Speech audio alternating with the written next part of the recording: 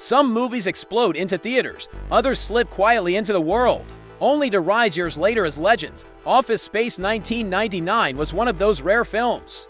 What started as a box office flop transformed into the ultimate workplace anthem, complete with red staplers, printer rage, and a legacy that rewrote comedy history.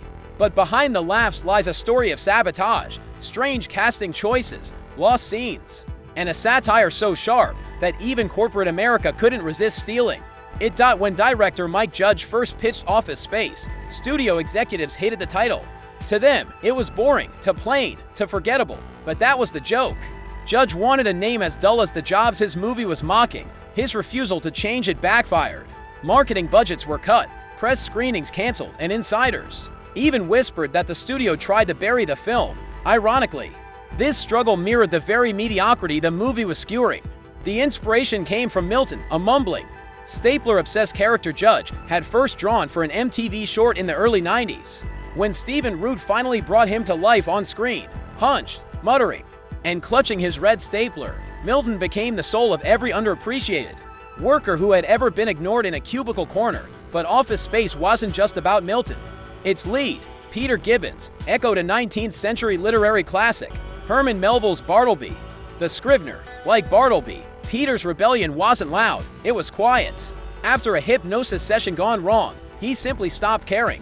No shouting, no protests, just calm defiance that terrified the system more than any outburst could. Casting Peter was tricky. Comedian Louis C.K. was considered, but it was Ron Livingston's natural, wary presence that sold the role for the iconic boss Bill Lumbergh. Gary Cole borrowed the voice of an old supervisor, creating a character so irritating that he instantly became the symbol of every passive-aggressive manager in America. Jennifer Aniston joined at the peak of her Friends fame, eager to break typecast by playing a weary waitress in a parody of TGI Fridays. That parody hit so hard, the real chain quietly removed flair from their uniforms years later. Even the set design added authenticity. The crew salvaged real cubicle furniture from abandoned Dallas offices, making the workplace exhaustion practically seep into the film.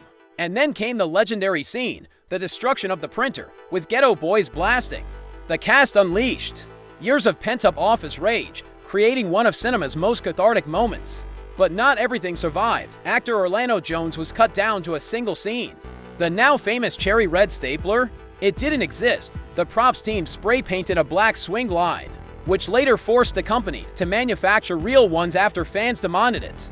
When the film hit theaters, it grossed just $13 million, a failure. But then came the DVD era. Word spread through offices, dorm rooms, and tech hubs.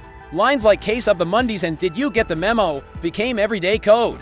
By the early 2000s, Office Space wasn't just a film. It was a cultural survival manual for cubicle life. The strangest twist: corporate America embraced it. Executives handed out copies as gifts, not realizing the satire was aimed directly at them.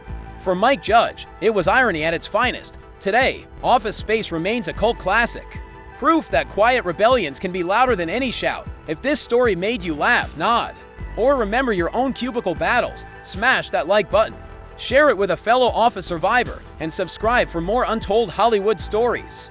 And remember, always guard your stapler. Thanks for watching.